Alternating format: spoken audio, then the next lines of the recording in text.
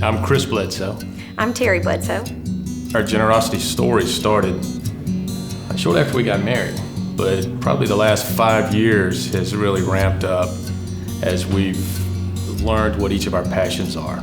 Early on, we had some good advice that said to get really involved with a small number of charities, and we've done that.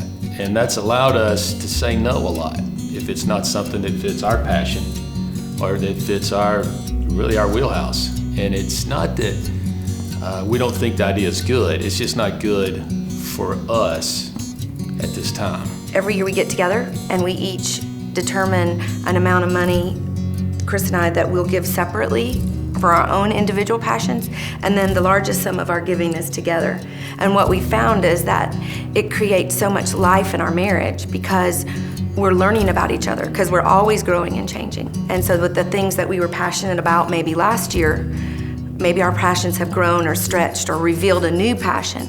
And so it's been fun to, through the vehicle of generosity, to keep falling in love again with Chris, because I see new parts to him. So we started our journey by jumping in.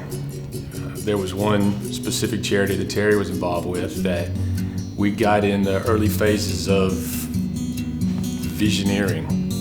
Once it got going, we realized that this was an awesome thing, but maybe it wasn't a long-term thing for us. Through this, we found out we're more of starters in some things, and that's okay. As an entrepreneur, I'm passionate about helping young entrepreneurs really get started. There's a social incubator here in Atlanta, Plywood, that we've gotten extensively involved with, mentoring.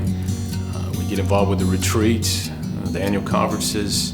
It allows us to get one-on-one with young individuals that are doing some pretty cool stuff. I think what fires me up most is I'm able to encourage them and give them ideas. And for me to sit back and watch what started as an idea and then become a movement for good in our city and really in our world, for me, that's the give back. So we really look at our giving as investing.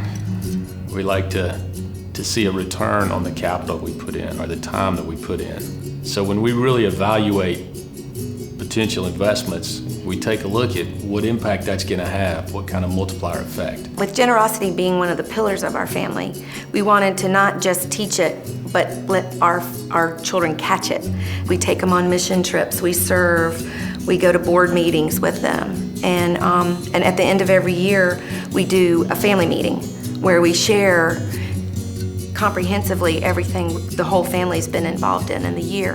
And it's quite overwhelming just to think that your small part, whether it's financial or social capital or sometimes just a resource that you have like time or talent, the impact that it makes. So we're constantly looking for ways we can do better at what we do, have a bigger impact with what we give, and to really make a difference in whatever we're intentionally getting involved with. In our marriage, what we found is it creates the opportunity for us to have two voices that come together, and we think maybe our voice on the world is a little louder because we're individually speaking to each other, and then together sending out the message that generosity matters. And really, just as long as we're on the journey together, we feel like that's the impact that we want the world to see, is just a couple doing life intentionally, giving and growing and learning.